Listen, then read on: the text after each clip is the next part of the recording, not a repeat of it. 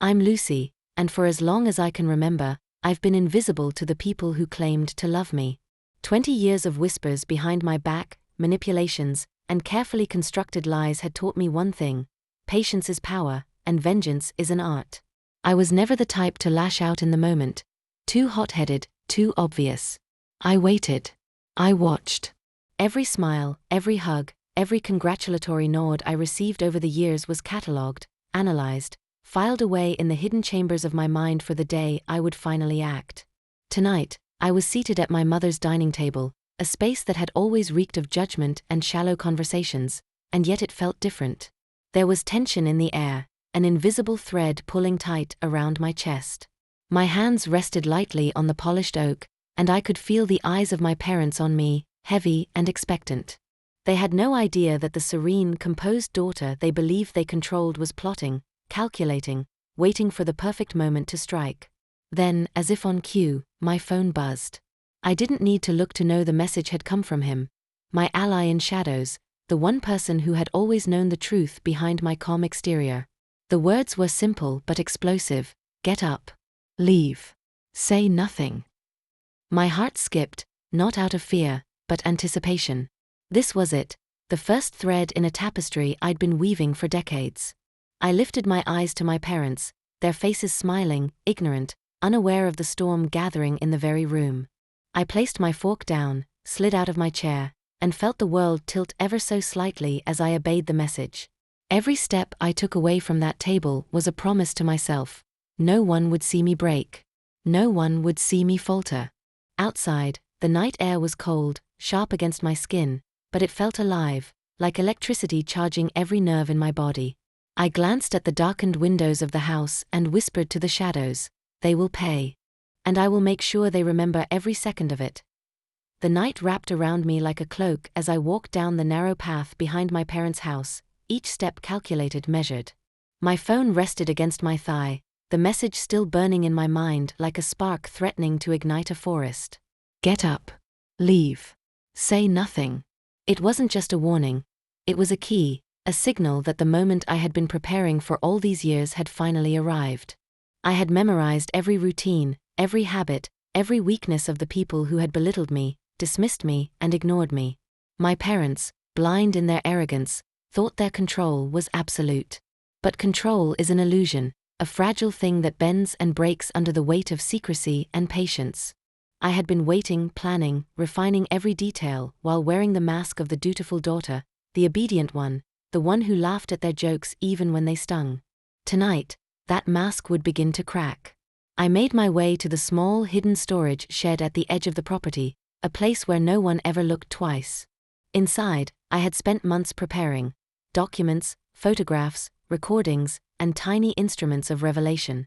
Everything I had gathered over years of observation was here, organized with a meticulous precision that only obsession could create. I opened the first folder and ran my fingers over the neatly labeled tabs: lies, secrets, manipulations. I flipped through photographs of hidden meetings my parents had arranged behind my back, letters they had intercepted, contracts they had manipulated to favor their friends and allies over me.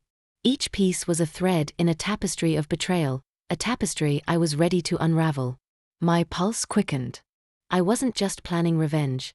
I was preparing to expose the very foundation of lies they had built their lives upon. Then the faintest sound stopped me, a creak, a whisper, almost imperceptible. My heart froze. Someone was here. I crouched, pressed myself against the wooden wall, and peered through the narrow gap in the shed's door. Shadows danced in the moonlight across the grass, elongated, distorted. A figure emerged, moving with deliberate caution. My breath caught. It was him, the one who had sent the message. His face was partially hidden by the hood of his coat, but the recognition in his eyes was unmistakable. "You received it?" he asked, voice barely audible. "I did," I whispered back, trying to keep my voice steady. "Everything starts tonight. Are you ready?" He nodded, just once, a silent confirmation that we were now players in a dangerous game, and the first move was ours. Together, we slipped into the shadows, moving around the house, every step designed to avoid detection. I felt the thrill of anticipation, the intoxicating mixture of fear and empowerment. As we reached the perimeter of the backyard, my mind raced ahead. I knew what had to be done first: small, precise, irreversible. A series of carefully planted accidents, subtle exposures, quiet revelations that would begin to crumble the facade my parents had so carefully constructed. And behind each action, there was a secret, a hidden truth waiting to explode, revealing decades of deception in ways they would never anticipate. I glanced at my companion, my ally in the dark, and whispered, "This is only the beginning. They won't see it coming. Not until it's too late." And as the night swallowed us whole, I realized the depth of what I had been waiting for. Not revenge as a moment of rage, but as a slow, deliberate dismantling of everything they believed they controlled.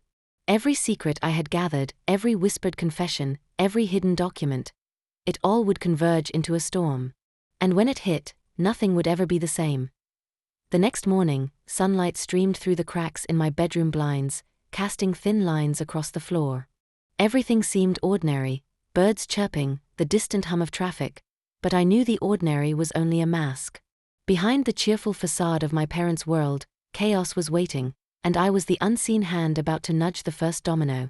I sipped my coffee slowly, pretending to enjoy its bitterness, while mentally running through the plan. Each step had to be precise. No mistakes. The slightest slip could blow my cover and ruin everything I had meticulously prepared over years. I had to remind myself, this wasn't just about revenge. It was about justice, about revealing the truths they had buried and manipulated for decades. The first target was subtle, almost laughably innocent, a series of carefully altered documents my father relied on for his investments. To the casual observer, nothing seemed off. But I had planted a few accidental discrepancies, tiny inconsistencies that would grow over days into questions, doubts, suspicion. By lunchtime, the first cracks had appeared.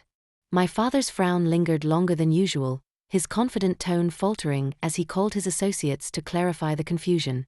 I watched from the kitchen doorway, feigning interest in a recipe book, savoring the sting of his frustration. Yet as satisfying as that small victory was, a deeper, more personal revelation awaited. While rifling through a drawer to plant another piece of evidence, I stumbled upon an old envelope marked with my name, but it wasn't mine. Trembling slightly, I opened it. Inside was a faded photograph and a short note in my mother's handwriting. "If anything ever happens to him, remember the truth about your brother." My heart skipped. My brother? I had never known about this, never suspected that my parents had hidden such a secret. Questions flooded my mind. Who was he? Why had they erased him from my life?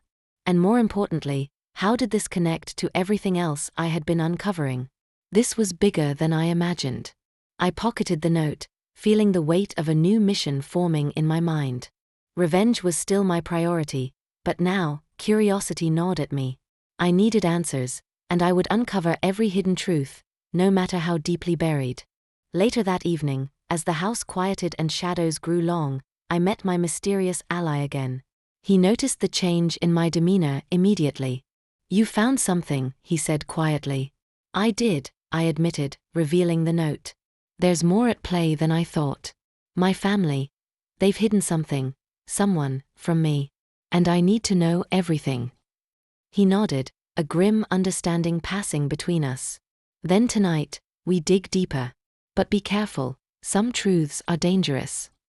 And as darkness enveloped us, I felt both fear and exhilaration. The first strike was only the beginning, but now a larger puzzle had emerged, a puzzle that promised to be far more dangerous than any simple revenge. That night, sleep eluded me. My mind replayed the photograph and the cryptic note over and over. My brother. A part of my life erased, a secret my parents carried like a dark talisman. The more I thought about it, the more I realized that my carefully crafted revenge might only scratch the surface. This wasn't just about money, betrayal, or humiliation. It was about uncovering a hidden network of lies, stretching far deeper than I had imagined. The next day, I returned to the house under the guise of casual morning errands, but my intentions were far from ordinary. I needed to dig into old files, letters, and photographs. Anything that could reveal who my brother was and why he had been erased from my life. I moved silently, like a ghost slipping through familiar holes, careful not to alert anyone to my intrusion. Hours later, I stumbled across a dusty box hidden in the attic, its lid heavy with years of neglect. Inside were letters, photographs, and journals, each piece a fragment of a story that had been kept from me. I sifted through them, my pulse quickening. The journals were my father's, full of cold, calculated entries about financial schemes, carefully hidden transactions, and, most chillingly, a series of notes about someone he referred to as the other child. The name on one journal page made my blood run cold. It was my brother, and the entries painted a horrifying picture. He had been disowned, sent away, and erased not for his mistakes, but because he had threatened to expose the family's darkest secrets. The same secrets that now fueled my need for revenge. My parents' world of wealth and power was built on lies and fear. And now, knowing this, my plan could evolve from mere vengeance to something far more precise, something that would dismantle the foundations of their empire. By evening, I had mapped out the first major move in this new phase of my plan. But before I could act, my phone buzzed, a message from an unknown number: "Stop digging, or everything you love will burn." A chill ran down my spine. Someone knew I was poking too deep. But fear would not control me. If anything, the warning only fueled my resolve. I knew I had to be smarter, more calculated, and more ruthless. I called my mysterious ally. "They know," I said, my voice steady despite the tension. "Someone's watching me." "Then it's time to get creative," he replied. "This is no longer just revenge, Lucy. It's survival. And uncovering the truth could cost more than you're willing to pay." That night, as shadows lengthened across my bedroom walls, I realized that my journey had transformed. I wasn't just seeking vengeance anymore. I was on the brink of uncovering a family secret so devastating that it could change everything I thought I knew. And the closer I got, the more dangerous it became. I spent the next morning in quiet preparation, reviewing every scrap of evidence I had uncovered.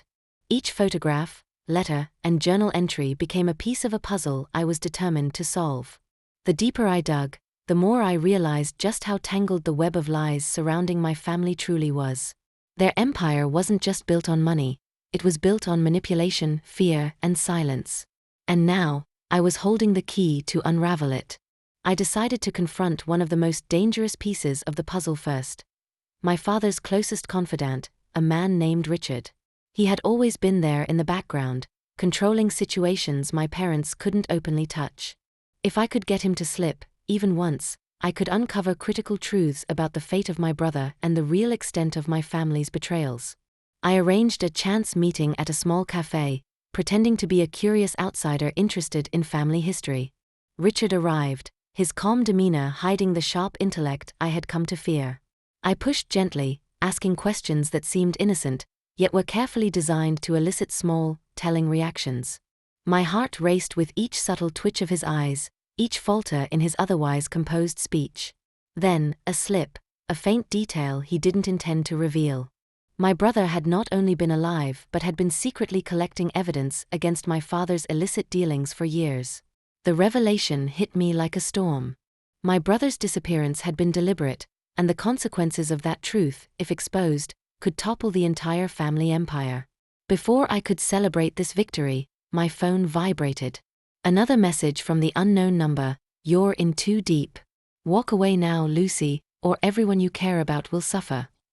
My hands shook with a mixture of fear and exhilaration. They didn't know me. They didn't know that I had spent 20 years planning this. I wasn't going to stop. I wouldn't stop.